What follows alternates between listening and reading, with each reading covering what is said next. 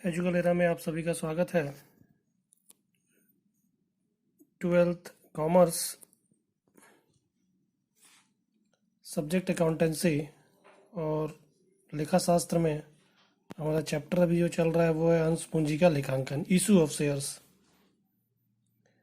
Issue of shares पर आज जिस टॉपिक को हम पढ़ेंगे वो टॉपिक है अंशों का हरण एवं पुनर्निर्गमन।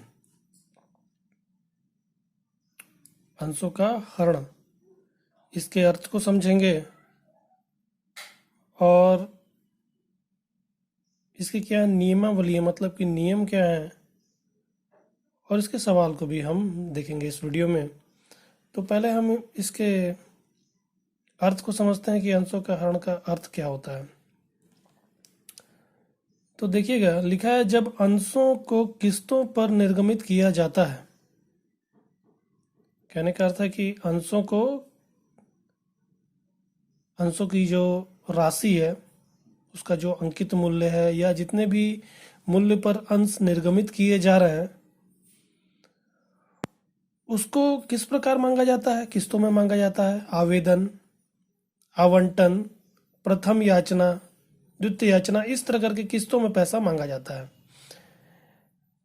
जब अंशों को किस्तों पर निर्गमित किया जाता है तब प्रायः कुछ अंशधारी एक या अधिक किस्तों की रकम चुकाने में असमर्थ रहते हैं। हमने इस टॉपिक को देखा है कि क्या होता है कि कंपनी जब किस्तों का पैसा मांगती है तो कुछ अंशधारी ऐसे होते हैं जो उन किस्तों की रकम का भुगतान नहीं कर पाते, यानी पैसा नहीं दे पाते, या आवंटन की रकम नहीं दे पाते, प्रथम याचना की रकम नहीं दे पाते, या द्वितीय याचना की रकम नहीं दे पाते। तो जब जब वो रकम नहीं देते हैं तो क्या होता है, जब पैसा प्राप्त नहीं होता कंपनी को पूंजी के रूप में, तो क्या होता है, अवशिष्ट याचना हो जाता है। तो ये लिखा है असमर्थ रहते हैं। इन परिस्थितियों में कंपनी दो उपाय कर सकती है। बता रहा है कि जब लोग पैसा नहीं दे रहे हैं, जिन्होंने आवेदन कर दिया है, अब कंपनी उनसे आगे का पैसा, किस्तों का पैसा मांग रही है और वो नहीं दे पा रहे हैं, तब कंपनी के पास क्या होता है, दो उपाय होते हैं। इन दो उपाय को वो कर सकती है। पहला, दोषी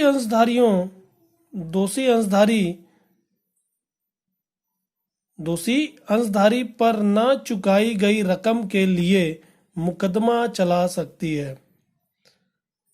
कहने का अर्थ है कि जो अंशधारी पैसा नहीं दे रहे हैं उन पर मुकदमा चला सकती, कोर्ट जा सकती है पैसे के लिए कि ये फलाना अंशधारी है, वो क्या कर रहा, पैसे नहीं दे रहा है, तो वो पैसा क्या किया जाए, वसूल करने के लिए वो कोर्ट जा सकती है। फिर दूसरा लिखा है वह अंशों का हरण कर सकती है, मतलब कि जो अंशधारी पैसा नहीं दे रहे हैं, किस्तों का भुगतान नहीं कर रहे हैं, उनके अंशों को वो हरण कर सकती है। हरण मतलब कि जब्त कर सकती है। ठीक है, तो अभी हम इसके नीचे अंशों के हरण से आशय उसके अर्थ को समझेंगे। तो मैंने आपको कंपनी जो दो उपाय कर सकती है वो उपाय मैंने बताया, कोर्ट जा सकती है और दूसरा अंशों को हरण कर सकती है। यदि कोई अंशधारी किस्तों का भुगतान नहीं कर रहा है, एक या अधिक किस्तों का भुगतान नहीं कर रहा है, तो कंपनी क्या कर सकती है, उस पैसे को प्राप्त करने के लिए कोर्ट जा सकती है या उसके अंशों को हरण कर सकती है, जब्त कर सकती है। यानी उसके नाम से जो अंश दिए हैं उसको हटाकर, यानी मालिक, जब उसने आवेदन किया तो वो मालिक बनना चाह रहा था, तो उसके नाम से क्या किया गया, आवंटित कर दिया, यानी रजिस्टर में उसका नाम लिख दिया गया। अब क्या करेगी कंपनी, उसके अंशों को जब्त करेगी, रजिस्टर से नाम हटा देगी। ठीक है, तो आइए समझिए कि अंशों के हरण से आशय, यानी अंशों के हरण का अर्थ क्या है। लिखा है कंपनी द्वारा पूंजी एकत्रित करने के लिए समय समय पर आवंटित अंशों को अदत्त राशि विभिन्न याचनाओं के माध्यम से अंशधारियों से मांगी जाती है। कह रहा है कि कंपनी द्वारा पूंजी एकत्रित करने के लिए, यानी कि वो कंपनी को अंश खरीदने को कार्य आमंत्रित की है, तो किस लिए आमंत्रित कर रही है कि उससे क्या होगा, लोग पैसा देंगे और पूंजी एकत्रित होगी। तो कंपनी द्वारा पूंजी एकत्रित करने के लिए समय समय पर आवंटित अंशों जो आवंटित कर दिए गए हैं, यानी कि आवेदन करने के पश्चात जब लोगों को आवंटित कर दिया गया है, आवंटित अंशों को अदत्त राशि जो आवंटित कर दिए गए हैं और उनकी अदत्त राशि मतलब उनके नाम से कर देने के पश्चात आवेदन देने के बाद क्या होता है, अंशों को लोगों को आवंटित कर दिया, जितने जितने वो अंश मांगते हैं उतने अंश उनके नाम से कर दिए जाते हैं। फिर आवंटित करने के बाद क्या किया जाता है, पैसा मांगा जाता है आवंटन का, प्रथम याचना का। तो यही हो गया अदत्त राशि। अदत्त राशि विभिन्न याचनाओं के माध्यम से अंशधारियों से मांगी जाती है, यानी जब जब समय आएगा पैसा मांगते जाएगी। यदि कोई अंशधारी अंशों पर की गई आवंटन की राशि की मांग यदि कोई अंशधारी अंशों पर की गई आवंटन की राशि का मांग अथवा विभिन्न याचनाओं का भुगतान निश्चित अवधि के अंदर नहीं कर पाता, कंपनी पैसा मांग रही है, अब आगे चल के जब जब पैसा मांगना होगा, जो जो पैसा बाकी है वो पैसा आदत का, प्रथम याचना का, द्वितीय याचना का, तो पैसा मांगते जाएगी, लोग देते जाएंगे। उसमें से ऐसा होगा कुछ लोग पैसा नहीं भी दे सकते हैं, ठीक है। तो वही लिखा हुआ है कि आवंटन की राशि की मांग अथवा विभिन्न याचनाओं की भुगतान निश्चित अवधि के अंदर नहीं कर पाते तो कंपनी अपने अंतर नियमों जो उसने आर्टिकल्स ऑफ एसोसिएशन और मेमोरेंडम ऑफ एसोसिएशन जो डॉक्यूमेंट्स पंजीयक के पास जमा किए हैं उसके अनुसार, अपने अंतर नियमों के अनुसार उस अंशधारी का नाम अपने रजिस्टर्ड से निकाल देती है और उनके द्वारा अंश के बदले दी गई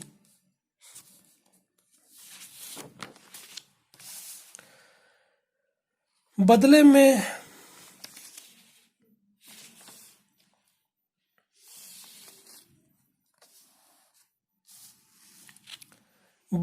दी गई उस समय तक की राशि जब्त कर लेती है। इसे ही अंशों का हरण कहा जाता है। कह रहा है कि उसने भाई जब लोग आवेदन करेंगे, यानी कि कंपनी क्या करेगी, पहले आमंत्रित करेगी, आमंत्रण को देखने के पश्चात लोग क्या करेंगे, आवेदन करेंगे। अब लोगों ने आवेदन कर दिया, अब कंपनी ये सोचती है कि जिन लोगों ने आवेदन किया है हम क्या करते हैं, उनको आवंटित कर देते हैं। और आवंटित करने के पश्चात कंपनी उनसे समय समय पर, यानी कि जब जब समय आते जाता है तब तब वो पैसा मांगते जाती है किस्तों का। तो लोग जब जब पैसा नहीं देंगे तो क्या किया जाएगा, उनके अंशों को, अगर कंपनी हरण करना चाहती तो कंपनी उनके अंशों को हरण कर लेगी। तो क्या होता है कि जब उनके अंशों को हरण किया जाता है तो जितना राशि उस पर प्राप्त होगा, क्योंकि वो लोग आवेदन का तो राशि पैसा देंगे ही देंगे, भाई आवेदन करेंगे तभी कंपनी जानती है कि इनको आवंटित करना है।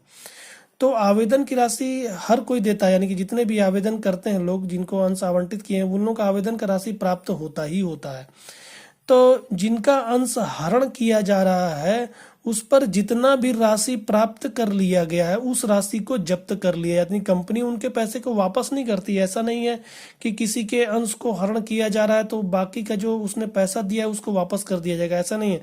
उसकी राशि का किया जाएगा, जब्त कर लिया जाएगा और रजिस्टर से उसके नाम को खारिज कर दिया कि फलाना व्यक्ति अब मालिक नहीं है।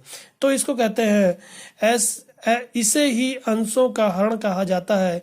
यदि अंतर नियमों में इस आशय की व्यवस्था नहीं की गई तो अंशों के संबंधी प्रावधान कंपनी अधिनियम 2013 की सारणी F टेबल F में दिए हुए हैं। क्या होता है कि इस हरण के लिए कंपनी को क्या करना पड़ता है कि अपने अंतर नियम में, जो इसके पार्षद सीमा नियम है और पार्षद अंतर नियम है, उनमें क्या करना होता है कि इसके प्रावधान की व्यवस्था करनी होती है। मतलब हरण के लिए वहां पास जो भी इनके नियमावली है वो बना सकती है, व्यवस्था कर सकती है, प्रावधान उसके लिए बना सकती है। तो जो प्रावधान बनाई है उसी प्रावधान के अनुसार ही वो चलेगी, ठीक है। कंपनी जो अपने अंतर नियम में जो प्रावधानों का उसने उल्लेख किया है उसी प्रावधानों के अनुसार ही वो क्या करेगी, हरण करेगी। यदि उसने अपने अंतर नियम में हरण के विषय में कोई प्रावधान नहीं बनाया है तब वहां पास क्या होगा, जो 2013 कंपनी अधिनियम 2013 की सारणी F में जो प्रावधान दिए उसे लागू करना होगा। ठीक है, उसको वो अपना सकती है। आगे लिखा है अंशों के हरण संबंधी नियम। इसके नियम बता रहे हैं कि जब कोई कंपनी अंशों का हरण करती है तो उसको कुछ बातों का ध्यान रखना होता है। इन बातों के अनुसार ही वो क्या करती है, अंशों का हरण कर सकती है। इस नियम से अगेंस्ट वो नहीं चल सकती, इसके विरुद्ध वो नहीं चल सकती। अगर वो इसके विरुद्ध कोई कार्य करती है तो क्या होगा, वो हरण जो है वो अवैध कहलाने लगता है। ठीक है, तो आप देखिएगा अंशों के हरण संबंधी नियम। अंशों के हरण में कंपनी को सावधानी से कार्य करना चाहिए, क्योंकि इसमें थोड़ी सी त्रुटि हो जाने से हरण अवैध हो सकता है। अंशों के हरण की वैधता के लिए निम्न शर्तों का पालन करना अनिवार्य होता है। मतलब कि इसकी वैधता के लिए, लीगलिटी के लिए क्या करना होता है कि कुछ शर्तें दी हुई हैं, कुछ बातें हैं, उन बातों का कंपनी को क्या करना पड़ता है, ध्यान रखना पड़ता है अंश को हरण करते समय। पहला लिखा है अंशों के हरण करने का अधिकार स्पष्ट रूप से अंतर नियमों द्वारा किया जाना चाहिए। मतलब कि जो अंतर नियम है उसमें प्रावधान के अनुसार ही किया जाना चाहिए, अथवा इसके लिए न्यायालय का अनुमोदन चाहिए। ठीक है, अंतर नियम के अनुसार, जो अंतर नियम में प्रावधान बनाए गए हैं उन प्रावधानों के अनुसार ही अंशों का हरण किया जाएगा, अथवा या जो न्यायालय है, न्यायालय यदि अनुमोदित कर दे, अनुमोदन दे दे कि हाँ फलाने व्यक्ति का क्या किया जाए, अंश को हरण कर लिया जाए, तो ये लोग कंपनी हरण कर सकती है। फिर लिखा है अंशों को जब्त करने के लिए उपयुक्त कारण होना चाहिए। मतलब बिना कारण के उसके अंशों को आप हरण नहीं कर सकते। किसी व्यक्ति के अगर आप अंश हरण कर रहे हैं और उसके पीछे कोई कारण नहीं है, मतलब कि एक जायज कारण होना चाहिए, जैसे उसने पैसा नहीं दिया, तब कंपनी क्या करती है, उसके अंशों को हरण कर लेती है। भाई पैसा नहीं दे रहा है, क्योंकि कंपनी ने निर्गमन किस लिए किया है, पूंजी एकत्रित करने के लिए किया है। यदि व्यक्ति रकम ही नहीं देगा, पूंजी उसको प्राप्त ही नहीं होगी, तो कंपनी के पास क्या विकल्प बन जाता है, या तो उससे पैसा ले या तो उसके अंशों को हरण जब्त कर ले। ठीक है, तो ये लिखा है अंशों को जब्त करने के लिए उपयुक्त कारण होना चाहिए। फिर लिखा है अंशों के हरण का उचित प्रस्ताव। अंशों के हरण का, जब अंशों को हरण किया जा रहा है, ठीक ना, तो उसके लिए क्या होना चाहिए, उचित प्रस्ताव संचालकों की सभा में पारित होना चाहिए। मतलब कि अंश हरण करेंगे आप, उससे पहले आपको क्या करना होगा, संचालकों की जो मीटिंग होगी, जो डायरेक्टर्स की मीटिंग होगी, उस मीटिंग में हरण के लिए एक प्रस्ताव पारित करना होगा, पास करना होगा। डायरेक्टर्स जो है वो मीटिंग लेंगे और फिर क्या करेंगे, वहां पर एक प्रस्ताव पारित करेंगे कि ये व्यक्ति क्या कर रहे हैं, अंश नहीं दे रहे हैं, अंशों का पैसा नहीं दे रहे हैं, तो क्या किया जाए, इनका अंश हरण कर लिया जाए, उस पर सहमति ये देंगे। ठीक है, फिर लिखा है अंशों के हरण से पूर्व, अंशों के हरण से पूर्व यानी हरण करने से पूर्व इसकी सूचना, यानी हरण करने की सूचना अंशधारी को देना अनिवार्य है। मतलब अंशधारी को ये बताना आवश्यक है, ठीक है, किसी माध्यम से उसको बताना ये आवश्यक है कि क्या है कि आपके अंशों को हरण कर किया जा रहा है। फिर लिखा है संचालकों द्वारा हरण का प्रस्ताव पारित करने के पश्चात इसकी सूचना अंशधारी को भेजना चाहिए। वही कह रहा है कि इसकी सूचना क्या करनी चाहिए, जो प्रस्ताव पारित किए गए हैं उसकी सूचना अंशधारियों को भेजना चाहिए कि आपके अंशों को क्या किया जाएगा, जब्त किया जाएगा, इसके लिए प्रस्ताव पारित कर लिया गया। फिर लिखा है अंशों के हरण के पश्चात जब्त अंश, ठीक ना, अंशों के हरण यानी हरण कर लिया आपने, के पश्चात जब्त अंश कंपनी की संपत्ति हो जाती है, जिन्हें उचित मूल्य पर निर्धारित नियमों के अनुसार पुनः निर्गमित किया जा सकता है। मतलब जब्ती करने के पश्चात जो अंश जब्त कर लिए गए हैं वो कंपनी की संपत्ति कहलाने लगते हैं और उन्हें फिर से निर्धारित नियमों के अनुसार क्या किया जाता है, पुनः निर्गमित किया जा सकता है। यानी फिर से उसको लोगों को आमंत्रण देके उस किसी के यानी पूंजी एकत्रित की जा सकती है। तो ये इसके अर्थ और कुछ नियमावली थे, हमने इसके अर्थ और नियमावली को देखा। आइए थोड़ा सा हम इसके आगे प्रक्रिया को देखते हैं कि अंशों के हरण की प्रक्रिया यानी विधि कैसी होती है, यानी कि क्या विधियां अपनाई जाती हैं। तो हम देखते हैं अंशों के हरण की प्रक्रिया या विधि, मतलब इसकी प्रक्रिया क्या है, प्रोसेस क्या है। अंशों के हरण की प्रक्रिया या विधि इस प्रकार है। पहले क्या किया जाता है, सूची प्रस्तुत करना, मतलब कि लिस्ट बनाना कि कौन कौन अंशधारी है जो पैसा नहीं दे पा रहे हैं, ठीक ना। तो लिखा है कंपनी सचिव, जो कंपनी का सचिव है, सर्वप्रथम ऐसे अंशधारियों की सूची तैयार करता है, सर्वप्रथम ऐसे अंशधारियों की सूची तैयार करता है जिन्होंने याचनाओं की राशि का भुगतान नहीं किया। इसके पश्चात वह इस सूची को संचालकों की सभा में प्रस्तुत करता है। मतलब कंपनी सचिव क्या करेगा, पहले अंशधारियों की लिस्ट बनाएगा, सूची बनाएगा जिन्होंने जो याचनाएं हैं, जो किस्तें हैं, उनका भुगतान नहीं किया है, और इस सूची को क्या करेगा, संचालकों के सभा में प्रस्तुत करेगा। फिर सूचना भेजना, कंपनी अंतर नियमों या सारणी एफ में दिए गए नियमों के आधार पर संचालकों द्वारा सचिव को आदेशित किया जाता है कि वह ऐसे अंशधारियों को देय राशि के भुगतान हेतु सूचना दे जिन्होंने मांगी गई राशि का भुगतान नहीं किया है। सूचना में उस तिथि का उल्लेख किया जाता है जिस पर या जिसके पूर्व याचनाओं का देय राशि का भुगतान ब्याज सहित करना है। यह तिथि सूचना प्राप्ति से 14 दिन की समाप्ति के पूर्व की तिथि नहीं होनी चाहिए। इसमें इस बात का भी उल्लेख होता है यदि अंशधारी द्वारा भुगतान नहीं किया जाता तो उसके अंशों का हरण कर लिया जाएगा। अब क्या होगा कि ये संचालकों के सभा में इसको प्रस्तुत कर दिया गया, फिर इसको संचालक जो है वो इसको कहेंगे कि आप क्या कीजिए, इनको सूचना भेजिए कि आपने क्या किया है, किस्तों का भुगतान नहीं किया, यानी देय समय पर आपने किस्तों का भुगतान नहीं किया है।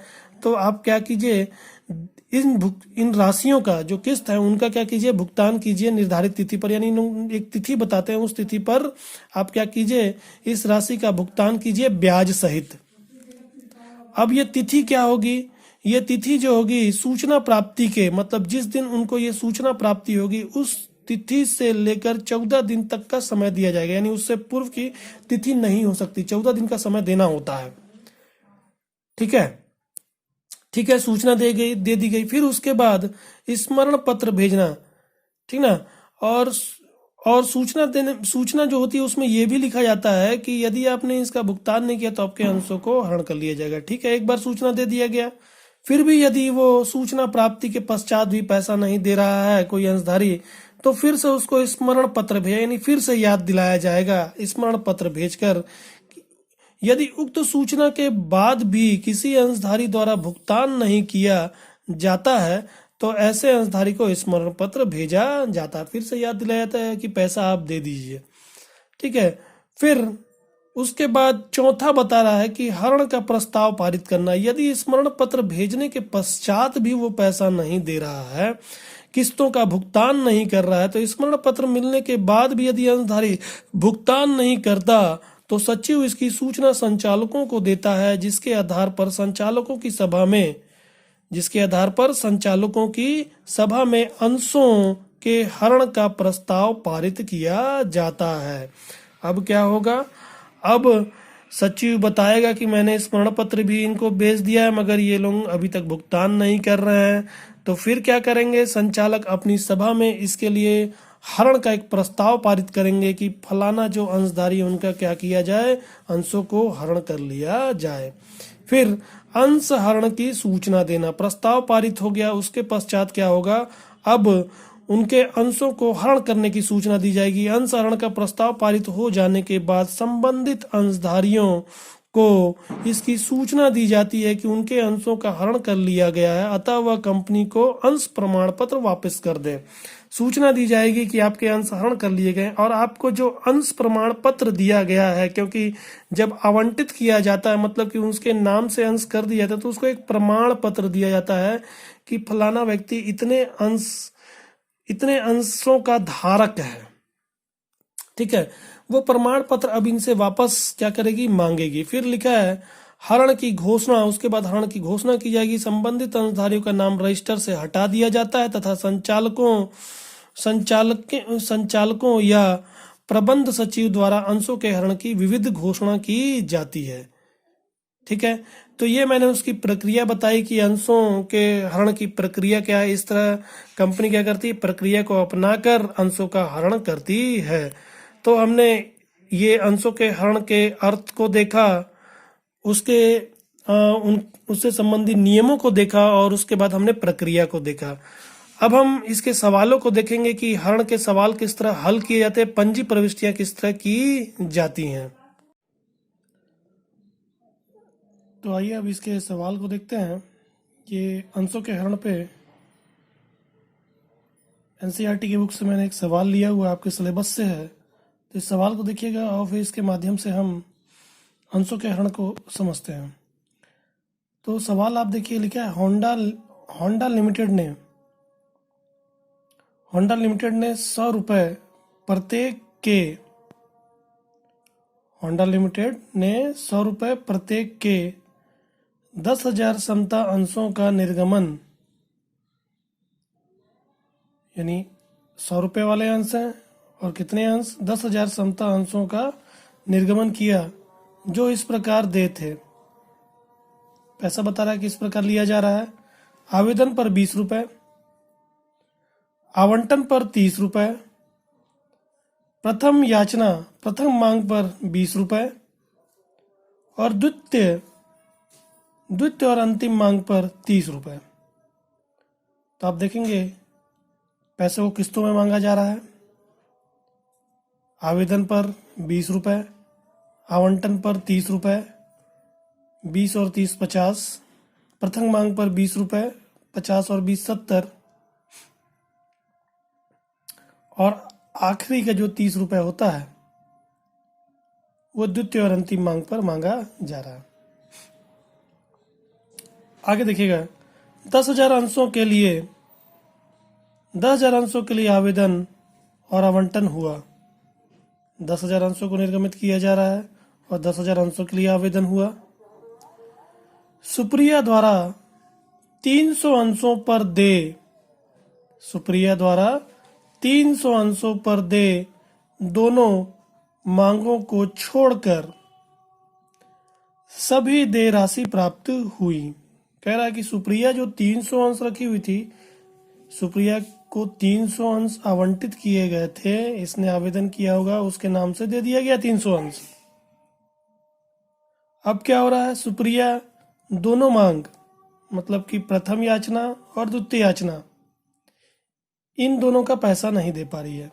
दोनों मांगों को छोड़कर सभी देय राशि प्राप्त हुई। सुप्रिया जो 300 अंश रखी हुई है, ये दोनों याचनाओं की राशि नहीं दे पा रही है। बाकी सभी लोग पैसा समय पर दे रहे हैं। बस सुप्रिया जो है केवल 2 मांग, जो प्रथम और द्वितीय मांग है, उसका पैसा नहीं दे पा रही है। उसके अंशों का हरण किया गया, सुप्रिया के अंशों का हरण किया गया। आवश्यक रोजमंचा प्रविष्टियां करें, मतलब हमको पंजी प्रविष्टि करना है। तो आप सवाल याद रखिए, सवाल क्या कह रहा है, 10,000 अंश निर्गमित किए जा रहे हैं, एक अंश का दाम 100 रुपये। 10,000 अंश निर्गमित किए जा रहे हैं, एक अंश का दाम 100 रुपये। ये 100 रुपये किस तरह लिया जा रहा है, किस्तों में लिया जा रहा है। पहला आवेदन पर 20 रुपये, आवंटन पर 30 रुपये, प्रथम मांग पर 20 रुपये और द्वितीय और अंतिम याचना पर 30 रुपये। तो 20 30 20 30, 100 रुपये हो जाता है। 20 30 20 30, 100 रुपये हो जाता है। फिर लिखा है 10,000 अंशों के लिए आवेदन आया, मतलब कि जितने अंश निर्गमित करे उतने के लिए आवेदन आया। सुप्रिया जो 300 अंश रखी हुई है, वो 2 मांगों का, प्रथम मांग और द्वितीय मांग, इन दोनों का पैसा नहीं दे पा रही है। बाकी लोग सभी का पैसा दे रहे हैं। हमको क्या करना है कि सुप्रिया के अंशों को हरण की प्रविष्टि करनी है, और सुप्रिया के अंशों को हरण किया जा रहा है, उसके लिए हमको क्या करना है, आवश्यक पंजी प्रविष्टि देना। तो इस सवाल में आप देखेंगे कि पूरी आपको जानकारी दी गई है, अंशों का निर्गमन दिया हुआ है, उसके किस्तों का बताया हुआ है, और सुप्रिया जो 300 अंश नहीं दे पा रही है उसको हरण करना है। तो हम यहाँ पर पूरी प्रविष्टि करेंगे शुरू से लेकर अंतिम तक, मतलब कि जो पहले हम अंशों के निर्गमन पर प्रविष्टि कर रहे थे वो करेंगे, फिर उसके बाद उसी के नीचे हम हरण की प्रविष्टि करेंगे। तो आप इस सवाल को ध्यान से देखिएगा, इसके हल को ध्यान से देखिएगा, और उसके आप जो हरण की प्रविष्टि उसको समझने की कोशिश कीजिएगा। ठीक है, तो हम इसके हल को देखते हैं।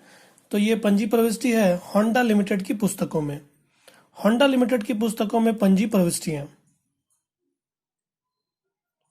होंडा लिमिटेड की पुस्तकों में पंजी प्रविष्टियां, दिनांक, विवरण, राशि, विकलन, राशि समाकलन। तो पहला मैंने आपको सवाल बताया, सवाल आप थोड़ा सा उसको याद रखिए कि सवाल क्या कह रहा है। सवाल कह रहा है 10,000 अंशों का निर्गमन किया गया, एक अंश का दाम 100 रुपए है, आवेदन पर 20 रुपए, आवंटन पर 30 रुपए, प्रथम मांग पर 20 रुपए, द्वितीय मांग पर 30 रुपए, 20 30 20 30। जितने अंश निर्गमित किए थे उतने ही आवेदन प्राप्त हुए। सुप्रिया जो 300 अंश रखी हुई थी उसने प्रथम मांग और द्वितीय मांग का पैसा नहीं दिया, बाकी सभी लोग दे समय पर जितनी जितनी राशि होती है वो दे रहे हैं। सुप्रिया के अंशों को हरण करने को कह रही है सवाल। सुप्रिया के अंशों का हरण का प्रविष्टि और पंजी प्रविष्टि शुरू से लेकर अंत तक हम इसका देखेंगे। तो हम यहाँ पर ये रोजमंचा प्रविष्टि पहले आवेदन की प्रविष्टि हम देखेंगे। आवेदन के लिए 2 प्रविष्टियां होंगी, रोकड़ प्राप्त करने का, फिर उसके बाद पूंजी खाते में हस्तांतरित की प्रविष्टि, अंतरित की प्रविष्टि। रोकड़ प्राप्त करने का, आवेदन से जो राशि आएगी उसको प्राप्त करने की प्रविष्टि, और पूंजी खाता में उसको अंतरित करने की प्रविष्टि। तो आप देखिए, रोकड़ जैसे प्राप्त करेगी कंपनी, उसके बैंक खाता बढ़ जाएगा, यानी बैंक में पैसा आ जाएगा, संपत्ति आ रही है, बैंक खाता डेबिट, बैंक खाता डेबिट आवेदन से आ रही है, अंश आवेदन खाता से, बैंक खाता डेबिट अंश आवेदन खाता से। आप देखेंगे कंपनी कितने अंश निर्गमित कर रही है, 10,000 अंश निर्गमित कर रही है। कंपनी 10,000 अंश निर्गमित कर रही है। आवेदन कितने का? आवेदन 20 रुपए का है। आवेदन याद रखेंगे 20 30 20 30 20 30 20 30। आवेदन 20 रुपए का है। 10,000 अंश, 10,000 अंशों के लिए आवेदन हुआ, 20 रुपए के हिसाब से 2 लाख रुपए होता है। 2 लाख रुपए आवेदन पर प्राप्त हो जाएगा। प्रविष्टि करेंगे बैंक खाता डेबिट अंश आवेदन खाता से 2 लाख 2 लाख। 10,000 अंशों पर 20 रुपए प्रति अंश आवेदन राशि प्राप्त। 10,000 अंशों पर 20 रुपए प्रति अंश आवेदन राशि प्राप्त। अब इस आवेदन जो राशि प्राप्त हुई इसको पूंजी खाते में अंतरित करते हैं। आवेदन को जो क्रिएट करके ओपन किया गया था डेबिट करके क्लोज करेंगे। अंश आवेदन खाता डेबिट, अंश आवेदन खाता डेबिट अंश पूंजी खाता से 2 लाख 2 लाख।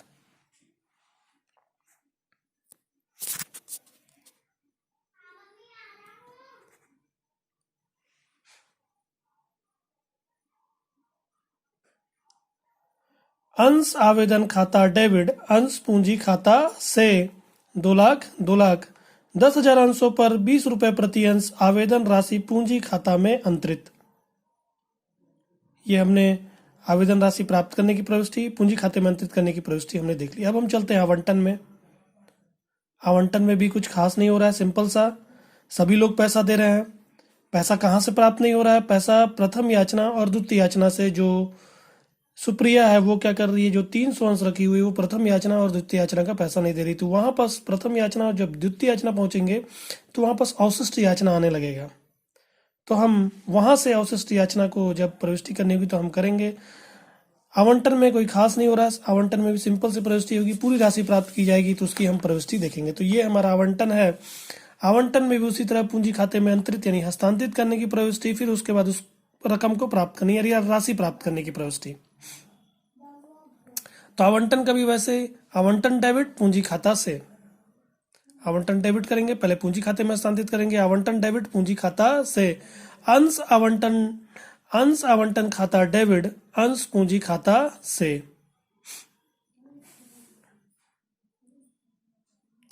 अंश आवंटन खाता डेबिट अंश पूंजी खाता से। देखेंगे आप 10,000 अंशों को आवंटित किया जा रहा है, मतलब 10,000 के लिए आवेदन किया गया, 10,000 निर्गमन किए थे, 10,000 के लिए आवेदन किया गया, सभी को आवंटित कर दिया गया। तो 10,000 अंश आवंटित किए गए, 30 रुपए आवंटन 30 रुपए का। आप देखेंगे 20 30 20 30, 20 आवेदन का 30 आवंटन का।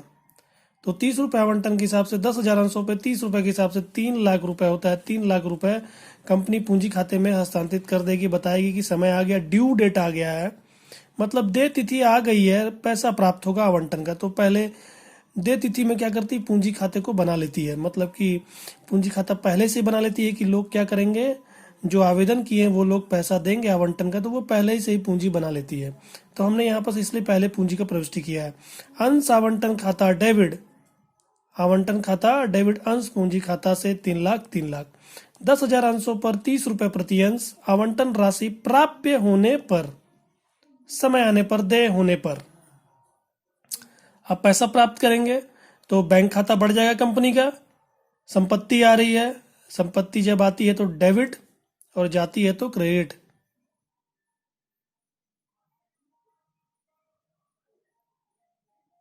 ठीक है, संपत्ति आती है डेबिट और जाती है तो क्रेडिट। मान लीजिए कि आप कोई कोई किराना दुकान यदि चला रहे हैं और आपने कोई स्टॉक खरीदा, तो स्टॉक आपकी संपत्ति है उस बिजनेस के लिए, तो जैसे ही आप स्टॉक खरीदेंगे तो स्टॉक खाता डेबिट।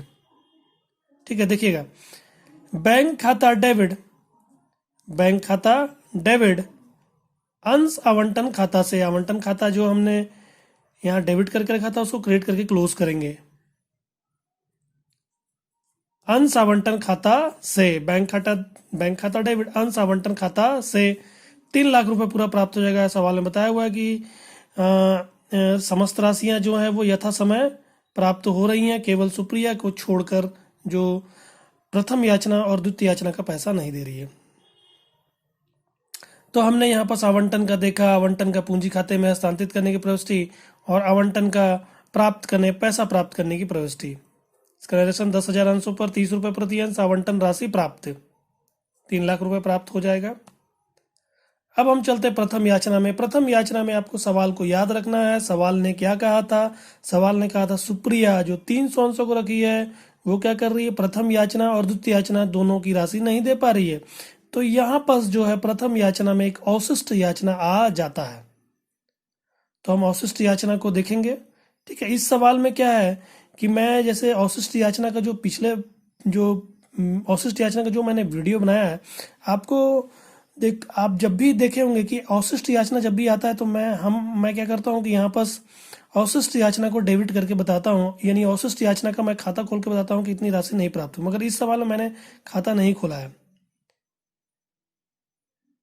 ठीक है, तो आप देखेंगे उसके नियमों को जब देखेंगे तो उसमें क्या है कि आप खाता खोल भी सकते हो अवशिष्ट याचना का, और नहीं खोलना चाहे तो नहीं भी खोल सकते। भारत में क्या होता है, अधिकतर उसका खाता यानी ओपन किया जाता है। ठीक है, मगर आप जब अपने पुस्तकों में देखेंगे तो अधिकतर क्या है कि आपके पुस्तकों में क्या होगा कि आपको अवशिष्ट याचना का खाता खोल कर नहीं बताया है। ठीक है, तो आप ऐसा भी कर सकते हैं, यानी कि ऐसा कर सकते हैं कि अवशिष्ट याचना की खाता न खोलें। क्या होता है देखिएगा, आप इस प्रविष्टि से उसको समझेंगे। ठीक ना, आप देखिए यहाँ बस लिखा है अंश। ठीक ना, पहले प्रथम याचना को पूंजी खाते में हस्तांतरित करेंगे, यानी पूंजी खाते को हम बना रहे हैं। अंश प्रथम याचना खाता डेबिट, प्राप्य की प्रविष्टि है। प्रथम याचना खाता डेबिट, अंश पूंजी खाता से, प्रथम याचना खाता डेबिट, अंश पूंजी खाता से 10,000 अंशों को निर्गमित किया गया है। 10,000 अंशों पर 20 रुपए, 20 30 20 30। प्रथम याचना 20 रुपए के हिसाब से 2 लाख रुपए होता है। कंपनी बताएगी कि समय आ गया है, पूंजी खाता बन गई है, 2 लाख रुपए प्राप्त होगा। अंश प्रथम याचना खाता डेबिट, अंश पूंजी खाता से 2 लाख 2 लाख। अब इस 2 लाख को हम प्राप्त करते हैं तो क्या होगा, पूरी राशि नहीं प्राप्त होगी, क्योंकि यहाँ पर क्या हो रहा है, जो सुप्रिया है वो 300 अंशों पर प्रथम याचना की राशि नहीं दे रही है।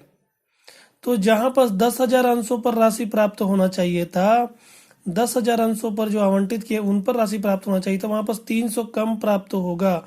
मतलब कि 9,700 पे राशि प्राप्त होगा 20 रुपए के हिसाब से। 9,700 अंशों पर 20 रुपए के हिसाब से राशि प्राप्त होगी प्रथम याचना की, 300 अंशों पर राशि प्राप्त नहीं होगी। तो 9,700 20 रुपए के हिसाब से होता है 1,94,000 रुपए।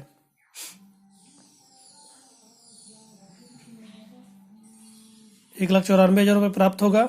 बैंक खाता डेबिट और अंश प्रथम याचना खाता से 1,94,000। आप देखेंगे यहाँ पर क्या होता है कि हम प्रथम याचना जो यहाँ पर हमने डेबिट किया उसको क्लोज हम करते हैं क्रिएट करके, पहले पूंजी खाते में हस्तांतरित करते हैं, फिर ये जो प्रथम याचना यहाँ पर ओपन है उसको क्या करेंगे, जब पैसा प्राप्त करेंगे तो बैंक के साथ इसको क्लोज करेंगे, तो हमारा क्या होगा, ये आपस में कट जाएगा और कट के क्या बचेगा, बैंक खाता डेबिट अंश पूंजी खाता से, मतलब पैसा प्राप्त हुआ, किसके नाम से प्राप्त हुआ, पूंजी के नाम से प्राप्त हुआ, क्योंकि लोग क्या कर रहे हैं, पैसा लगा रहे हैं पूंजी के रूप में। कंपनी बताएगी कि पैसा प्राप्त हुआ और ये क्या है, पूंजी है, मतलब दायित्व।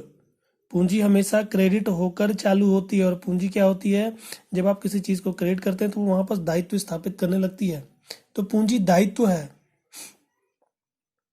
तो कंपनी बताती है कि रोकड़ प्राप्त हुआ, पैसा प्राप्त हो रहा संपत्ति के रूप में, मगर ये संपत्ति क्या है, एक तरह से दायित्व है, मतलब कि जब कंपनी बंद होगी तो क्या करना होगा, अपने दायित्व जो इसके पूंजी जो दायित्व के रूप में है, इसको वापस करना होगा जो इसके मालिक हैं। ठीक है, तो आप देखिए इस प्रविष्टि को, बैंक खाता डेबिट अंश प्रथम याचना खाता से 1,94,000, 1,94,000। अब यहाँ पास क्या है कि आपने प्रथम याचना को 2 लाख से डेबिट किया, मगर आप क्लोज कितने कर रहे हो, 1,94,000 से क्लोज कर रहे हो। अभी भी आप देखोगे कि 6,000 रुपये यहाँ पास ज्यादा डेबिट में बता रहा है, अभी भी 6,000 से ओपन है, यानी पूरा हम 2 लाख से इसको बंद नहीं कर पाए, अभी भी क्या है, ये 6,000 रुपये से ओपन है।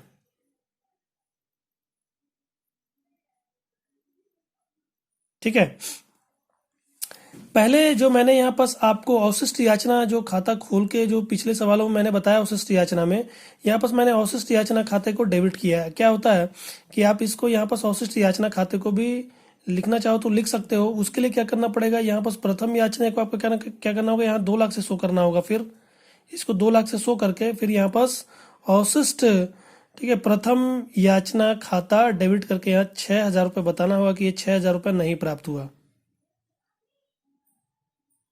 ठीक है, तो आप ये भी प्रविष्टि कर सकते हैं, चाहे तो उस प्रविष्टि को भी कर सकते हैं, दोनों प्रविष्टियां सही। अधिकतर वैसे ये प्रविष्टियां की जाती है जब आपको पैसा नहीं प्राप्त होता, तो वहां पर सीधे सीधे हम क्या करते हैं, जितना पैसा प्राप्त होता है उसको लिख देते हैं, और ये जिससे पैसा, जिसको हम खाते को बंद कर रहे हैं, यहाँ पास प्रथम याचना में पैसा नहीं प्राप्त हो रहा है, तो प्रथम याचना को हम यहाँ पास उस 6,000 रुपये से, यहाँ पास जो 2 लाख से बंद करना चाहिए वहां पास हम केवल 1,94,000 से बंद करेंगे। 6,000 रुपये अभी भी यहाँ क्या हो जाएगा, ओपन रह जाएगा। और फिर ये कहाँ क्लोज होगा, ये क्लोज होगा जब हम हरण का प्रविष्टि करेंगे, तब वहां पास देखिएगा मैं इस 6,000 रुपये को उठा के वहां पास क्रेडिट करूंगा। ठीक है, तो हम अब चलते हैं द्वितीय याचना में। तो आप देखिएगा ये द्वितीय याचना में भी उसी तरह की प्रविष्टियां होंगी। द्वितीय याचना में पहले पैसा पूंजी खाते में हस्तांतरित करने के लिए द्वितीय याचना की राशि को पूंजी खाते में हस्तांतरित करेंगे, फिर उसके बाद उस राशि को प्राप्त करेंगे। तो उसी तरह प्रविष्टि द्वितीय याचना खाता डेबिट, द्वितीय व अंतिम याचना खाता डेबिट अंश पूंजी खाता से। तो अंश द्वितीय और अंतिम याचना खाता डेबिट अंश पूंजी खाता से, पूंजी बन रही है अभी 10,000। अभी कंपनी पूरा पैसा मांग रही है सभी से, जो नहीं देते जा रहे हैं उनको छोड़ते जा रही है, वो अभी नहीं देख रही है कौन दे रहा है कि नहीं दे रहा है, बस केवल जितना प्राप्त हो रहा है उससे प्रविष्टि कर रही है, और जो नहीं प्राप्त हो रहा है उसकी भी प्रविष्टि कर रही है। ठीक है, तो अभी सभी से पैसा मांग रही है, अंतिम तक पूरा जा रही है, चाहे जो व्यक्ति दे भी रहा है नहीं भी दे रहा है, सबकी प्रविष्टियां वो पूंजी खाते में हस्तांतरित कर, यानी कि पूंजी को वो बनाते जा रही है। पैसे राशि नहीं भी प्राप्त हो रही फिर भी वो पूंजी को बनाते जा रही है। ठीक है, 300 अंशों की आपने देखा, जो 300 अंशों का इसमें क्या है कि इस पूंजी में 300 अंश भी जुड़ा हुआ है, जबकि उसने प्रथम याचना में पैसा नहीं दिया, फिर भी द्वितीय याचना में उसकी पूंजी को वो बना ही रही है। इसमें 300 अंश का जुड़ा हुआ है, सुप्रिया का भी जुड़ा हुआ है। कंपनी ये मान रही है कि सुप्रिया शायद आगे दे दे, शायद द्वितीय याचना में सबका पैसा दे दे। ठीक है, तो देखिएगा पूंजी पूरी बनती जा रही है। तो अब हम द्वितीय याचना का पूंजी खाते में हस्तांतरित करने की परिस्थिति देख रहे हैं। अंश द्वितीय और अंतिम याचना खाता डेबिट, अंश द्वितीय और अंतिम याचना खाता डेबिट अंश पूंजी खाता से, पूंजी खाते में हस्तांतरित किया। 10,000 अंशों पर 30 रुपए के हिसाब से 20-30 द्वितीय याचना 30 रुपए का है, 30 रुपए के हिसाब से 3 लाख रुपए होता है। कंपनी बताएगी कि 3 लाख रुपए प्राप्त होगा, समय हो गया है, पूंजी खाते में हस्तांतरित। 10,000 अंशों पर 30 रुपए प्रति अंश द्वितीय और अंतिम याचना खाता, द्वितीय व अंतिम याचना राशि दे होने पर, प्राप्य होने पर अब पैसा प्राप्त करते हैं, फिर वही होगा 300 अंशों पर क्या होगी, राशि प्राप्त नहीं होगी। तो 10,000 रुपये प्राप्त होनी चाहिए थे, 300 अंशों पर राशि नहीं प्राप्त होगी, तो वही 9,700 पे फिर प्राप्त होगा। सुप्रिया इसमें भी पैसा नहीं दे रही है। 30 रुपए के हिसाब से होता है 2,91,000, 2,91,000। इसी कैलकुलेशन को हम देखेंगे अभी। तो प्रविष्टि होगी बैंक खाता डेबिट, पैसा प्राप्त होगा 2,91,000, 2,91,000, 9,700 अंशों पे राशि प्राप्त होगी। जहां पर 10,000 अंशों पे राशि प्राप्त होनी चाहिए थी वहां पर सुप्रिया नहीं देगी, तो 9,700 पे प्राप्त होगा। 30 रुपए के हिसाब से 2,91,000 राशि प्राप्त होगी। और ये द्वितीय याचना को जो हमने 3 लाख से यहाँ पर डेबिट करके रखा था उसको क्लोज केवल 2,91,000 से करेंगे। जो 9,000 रुपये यहाँ नहीं प्राप्त हो रहा है, ठीक है, 300 अंशों पर जो सुप्रिया को दिया गया था 30 रुपए के हिसाब से 9,000 रुपये होता है, सुप्रिया को देना चाहिए था, वो नहीं दे पाई। जहां पर 3 लाख रुपए प्राप्त होना चाहिए था वहां पर क्या हुआ, 9,000 रुपये कम प्राप्त हुआ। तो कितना प्राप्त हुआ, 2,91,000 ही द्वितीय याचना पर राशि प्राप्त हुई। तो वही लिखा हुआ है 2,91,000 राशि प्राप्त हुई। और ये 9,000 को जो अभी हम यहाँ पर अवशिष्ट याचना की हम प्रविष्टि नहीं कर रहे हैं, आप चाहे तो यहाँ प्रविष्टि कर भी सकते हैं। अगर अवशिष्ट याचना को आप डेबिट करेंगे, अवशिष्ट याचना क्या होता है कि अवशिष्ट याचना जहां पास भी हमको पैसा नहीं प्राप्त होता वहां पास उसके प्राप्त वाली, जैसे यहाँ पर द्वितीय याचना में पैसा नहीं प्राप्त हो रहा 300 अंशों पर, तो द्वितीय याचना की ये जो प्राप्त वाली प्रविष्टि है वहां पास आकर हम डेबिट में अवशिष्ट याचना को लिख सकते हैं, अवशिष्ट द्वितीय याचना खाता डेबिट। और 9,000 रुपये यहाँ नीचे लिख देंगे तो 2,91,000 प्राप्त हुआ, 9,000 रुपये नहीं प्राप्त हुआ। और इन दोनों को जोड़ते 3 लाख होता है, यहाँ पर 3 लाख से ये डेबिट है, 3 लाख से क्लोज हो जाता। तो आप इस तरह की भी प्रविष्टियां कर सकते हैं। ठीक है, तो हमने देखा, तो ये हमारा हो गया द्वितीय याचना का 9,700 अंशों पर 30 रुपये प्रति अंश द्वितीय और अंतिम याचना राशि प्राप्त। तो ये हमने कहाँ तक प्रविष्टियां देखी, हमने द्वितीय याचना तक पूरी प्रविष्टि देख ली। पहले आवेदन का 2 प्रविष्टियां देखा, आवंटन का 2 प्रविष्टियां देखा, फिर प्रथम याचना की 2 प्रविष्टियां देखा, और उसके बाद हम द्वितीय याचना की भी 2 प्रविष्टि देखते हैं, पूंजी में हस्तांतरित और राशि प्राप्त करने का। अब ये तो हो गया। सवाल में कह रहा है कि सुप्रिया जो 300 अंशों पर अपने रकम को प्रथम याचना और द्वितीय याचना की राशि नहीं दे पा रही है, उसको क्या किया जा रहा है, उसको अब हरण किया जा रहा है। मतलब कि सबसे अंतिम में, यानी कि जब पूरा पैसा मांग लिया गया उसके बाद इसको हरण किया जा रहा है। आप सवाल आगे आप कुछ सवालों में देखेंगे, सवाल में आपको इस सवाल में ये नहीं बताया कि हरण कब किया है, तो हम मानते हैं कि अंतिम में एकदम, यानी कि पूरे पैसे मांगने के बाद वो हरण कर रही है। आप कुछ सवालों में देखेंगे कि क्या करेगा, वहां पर हरण बता देगा, यानी प्रथम याचना के बाद हरण कर लिया गया, प्रथम याचना का पैसा मांगा गया, कोई व्यक्ति नहीं दिया, तो प्रथम याचना के बाद ही उसको प्रविष्टि कर लिया। तो आप इस बातों को ध्यान रखेंगे। इस सवाल में क्या हो रहा है, इस सवाल में अंतिम तक पैसा मांगने के बाद, मतलब द्वितीय याचना तक इससे पैसा मांगा गया, तो द्वितीय याचना में ये जब ये पैसा अंतिम का जब पैसा नहीं दे पा रही, पूरा समय समय पर इससे पैसा मांगा गया है, सुप्रिया समय समय पर पैसा मांगा गया है, वो आवेदन का पैसा दे रही है, आवंटन का भी पैसा दे रही है, मगर प्रथम याचना और द्वितीय याचना का पैसा वो नहीं दे पा रही, तो अंतिम तक इससे पैसा मांगा गया, इसकी पूंजी को अंतिम तक बनाया गया है, यानी द्वितीय याचना तक इसकी पूंजी को बनाया गया है। तो द्वितीय याचना के बाद इसके अंशों को हरण किया गया। तो आप देखिए अब इस हरण को प्रविष्टि, क्योंकि मेन टॉपिक आपका ये है, आपको इसको समझना आवश्यक है, क्योंकि सवाल में क्या होगा, कभी कभी केवल इसी को पूछेगा कि आप क्या कीजिए, हरण की केवल प्रविष्टि कीजिए, तो आपको हरण की प्रविष्टि आनी चाहिए। तो क्या हो रहा है कि मांग रही थी, वो क्या थी, कंपनी की मालिक थी भाई, जितने अंशों को वो उसने खरीदा, जब वो आवेदन करती है, यानी सुप्रिया ने जब आवेदन किया था तो उसके नाम से अंशों को आवंटित कर दिया गया। आवंटित करने के बाद उसके अंशों को क्या, उसको क्या किया होगा, रजिस्टर में नाम लिख दिया गया होगा, फलाना सुप्रिया क्या है, इस कंपनी की मालिक है, इतने अंशों के लिए रजिस्टर में उसका नाम लिख दिया गया। ठीक है, तो जब नाम, यानी उसको जब मालिक बना दिया गया, तो क्या उसकी पूंजी बनते आई, यानी अंतिम तक उसकी पूंजी बनते आई है। अब जब वो मालिक नहीं है, जब जब जब्त किया जाता है, तो क्या किया जाता है, जब्ती के समय जो रजिस्टर में नाम है उसको क्या करते हैं, उसको खारिज कर देते हैं, या मतलब उसको काट देते हैं, यानी मालिकाना हक से उसको हटा दिया था कि अब ये फलाना व्यक्ति मालिक नहीं है।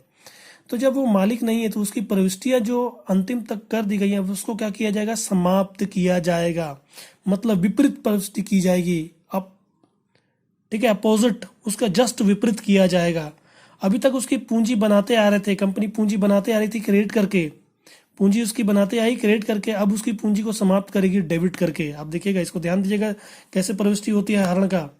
अपोजिट प्रविष्टि हम करते हैं, ठीक ना, विपरीत। तो उसकी पूंजी बनते आई थी क्रेडिट होकर, मतलब पूंजी अभी तक क्रेडिट होकर, सभी की पूंजी भाई पूंजी क्रेडिट होकर ही बनती है। मालिक की जो पूंजी होती है, जैसे आपने 11th में पढ़ा होगा, ठीक है, बिजनेस कमेंस्ड मतलब बिजनेस प्रारंभ किया। मान लीजिए कि आप कोई बिजनेस प्रारंभ कर रहे हैं और अपने बिजनेस में आपने पैसा लगाया, रोकड़ा लगा दिया, तो आपका बिजनेस जो है, व्यापार जो है, वो क्या प्रविष्टि करेगा, पंजी प्रविष्टि क्या करेगा अपनी पुस्तकों में, वो लिखेगा रोकड़ खाता डेबिट पूंजी खाता से। क्या लिखेगा, जैसे ही आपके व्यापार में बिजनेस, जैसे ही आपके व्यापार में रोकड़ आप लगाएंगे, 50,000 रोकड़ आपने लगा दिया, तो आपका बिजनेस जो आपकी बिजनेस है अपनी पुस्तकों में, क्या कि भाई लेखा जोखा करना पड़ता है, तो अपनी पुस्तकों में बिजनेस क्या लिखेगा, रोकड़ खाता डेबिट, मतलब कि रोकड़ आएगा, बिजनेस के पास रोकड़ आया, और ये क्या है, ये रोकड़, ये जो पैसा आ रहा है वो कैसा है, पूंजी है, मतलब मालिक का है, पूंजी खाता से। इसको क्या करना होगा, जब भी बिजनेस बंद होगा, जब भी बिजनेस बंद होगा तो क्या करेगा, इस पूंजी को मालिक को वापस कर दे। मतलब दायित्व तो बन रहा है, एक तरफ संपत्ति आ रही है और दूसरी तरफ दायित्व भी बन रहा है व्यापार के लिए, ठीक है। तो अब ये मालिक नहीं रहेगा तो उसकी पूंजी को, अगर मालिक नहीं रहेगा तो उसकी पूंजी को जो हमने क्रेडिट करके ओपन कर दिया था, अब उसको क्रेडिट करके डेबिट करके क्लोज कर देंगे, बताएंगे कि इसकी पूंजी को हमने बंद कर दिया, अब ये मालिक नहीं है, इसके सभी चीज को समाप्त किया जाएगा। तो अंश पूंजी खाता डेबिट, क्लोज किए पूंजी खाते को, किसका, सुप्रिया का पूंजी खाते को क्लोज किए। 300 अंशों को उसको आवंटित किया गया था, उसकी पूंजी पूरे 100 रुपए तक, मतलब 20 30 20 30, आप देखेंगे 20 30 20 30 पूरे 100 रुपए से उसकी पूंजी खाते को बना दिया गया है। तो 100 रुपए से उसकी पूंजी खाते को आप क्लोज कर देंगे, पूरे अंतिम तक हम गए, पूरे अंतिम तक पूंजी खाते में हमने हस्तांतरित करते गए हैं उसके 100 रुपए को।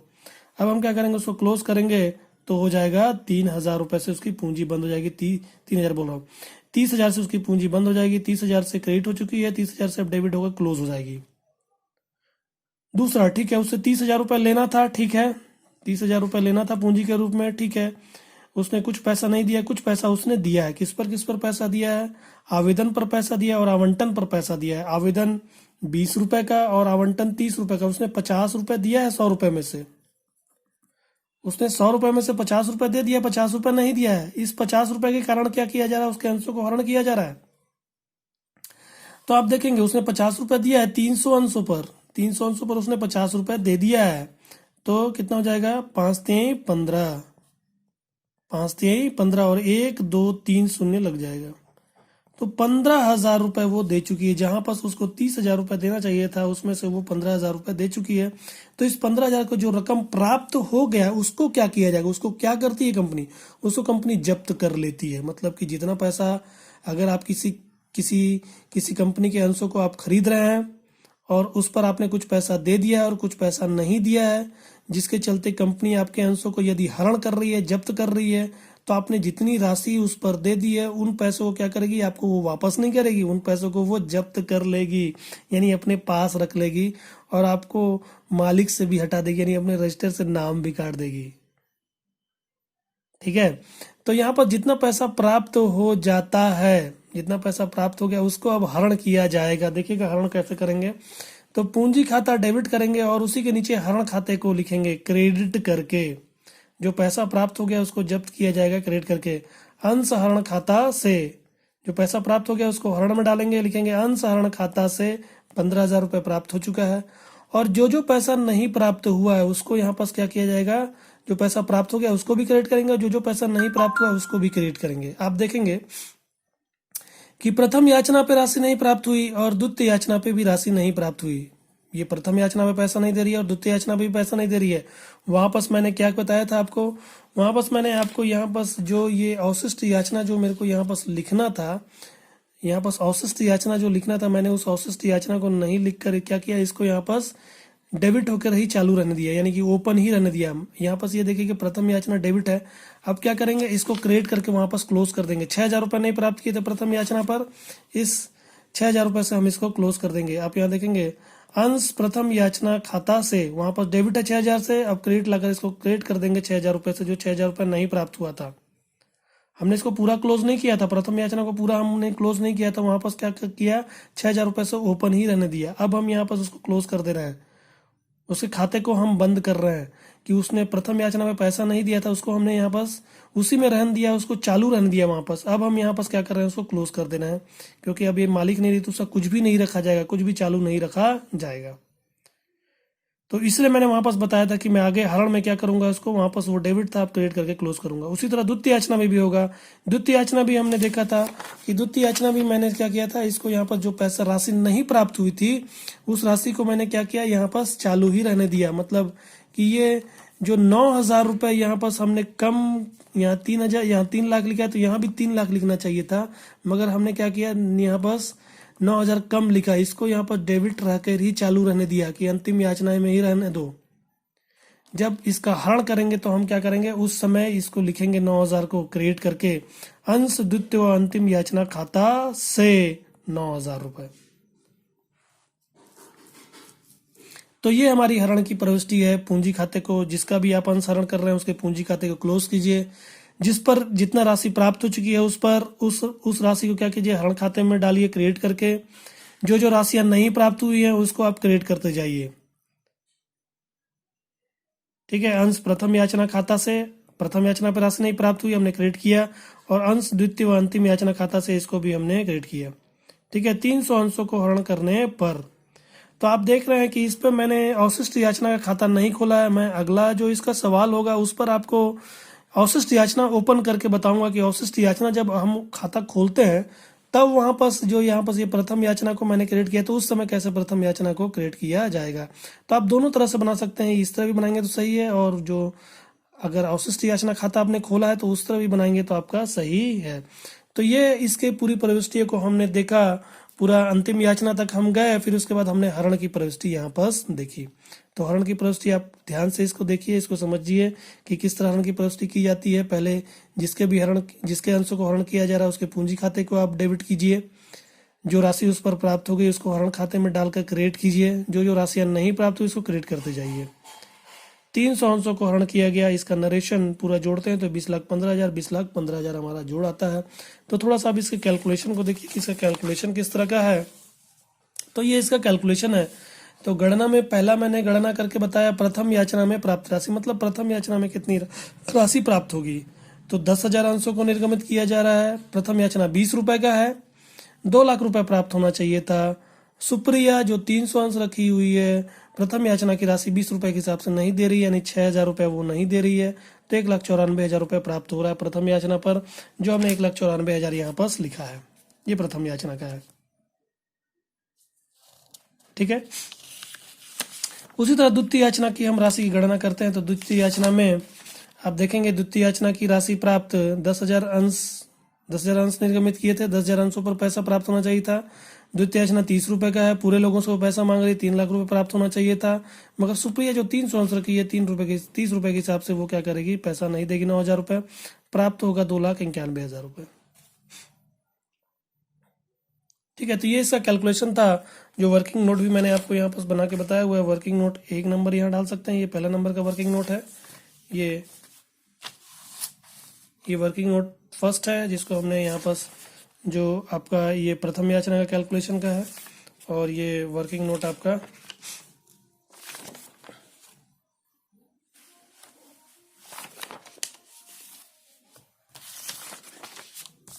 ये वर्किंग नोट आपका सेकंड है। ठीक है, तो ये हमारा सवाल यहाँ पर पूरा समाप्त होता है। इसी के नीचे मैंने आपको जो मैंने बताया था कि यदि अवशिष्ट याचना आप खाता खोलते हैं, जब पैसा आपको राशि नहीं प्राप्त होता, क्योंकि अभी तक ये जो प्रविष्टियाँ हमने देखी यहाँ पर मैंने आपको बताया कि अवशिष्ट याचना यहाँ पर मैंने नहीं खोला। अगर आप अवशिष्ट याचना खोल लेते हैं, मान लीजिए कि इसके जगह पर यहाँ पर इसके जगह पर ये प्रविष्टियाँ न करके जो अवशिष्ट याचना खोलने वाली वो प्रविष्टि अगर करते आप, तो क्या होता है, ये तो आप पूंजी खाते में हस्तांतरित करने की प्रविष्टि तो ठीक है, ठीक ना। फिर आप क्या करते हैं कि जब राशि प्राप्त करते प्रथम याचना का, तो आप इस तरह प्रविष्टि करते, राशि प्राप्त बैंक खाता डेबिट, और जितनी राशि नहीं प्राप्त हुई उसको अवशिष्ट प्रथम याचना खाता में डाला जाता, अवशिष्ट प्रथम याचना खाता डेबिट, और अंश प्रथम याचना खाता से, अंश प्रथम याचना खाता से। अब क्या होता है, अंश प्रथम याचना खाता आपने 2 लाख से यहाँ पर डेबिट किया है, तो 2 लाख से इसको क्लोज करना पड़ता है, इसको हम क्लोज करते हैं। उस पर 1,94,000 रुपये प्राप्त किए, 6,000 रुपये नहीं प्राप्त किए। ठीक है, इस तरह प्रविष्टि होती है। द्वितीय याचना में भी वैसे ही होता है। अवशिष्ट याचना खाता को आप यहाँ पर डेबिट करके 9,000 रुपये नहीं प्राप्त करते, 2,91,000 रुपये आप कैश में प्राप्त करते, 9,000 रुपये नहीं प्राप्त करते, और ये 3 लाख से हमारा वो जो द्वितीय याचना जो है 3 लाख से डेबिट है, क्रेडिट करके ये क्लोज हो जाता। ठीक है, तो ये तो हो गया इसका। अब यदि अवशिष्ट याचना आप यदि खोल रहे हैं, ठीक ना, आप यदि अवशिष्ट याचना खाता को, भारत में क्या होता है, अधिकतर अवशिष्ट याचना खाता को खोला जाता है। ठीक है, समझने में आसानी होता है, इसलिए भारत में यही किया जाता है कि अवशिष्ट याचना खाते को खोला ही जाता है। ठीक ना, तो आप देखेंगे यदि आपने अवशिष्ट याचना खाता खोला तो उस तरह फिर उस समय आप हरण की प्रविष्टि कैसे करते हैं, जस्ट उसी टाइप का होता है, बस केवल थोड़ा सा नाम यहाँ पर बता देता कि अवशिष्ट आप लिख देते। तो अंश पूंजी खाता डेबिट, अंश हरण खाता से, वैसे 30,000 से पूंजी बंद होता, 15,000 रुपये प्राप्त है, हरण में डालते क्रेडिट करके।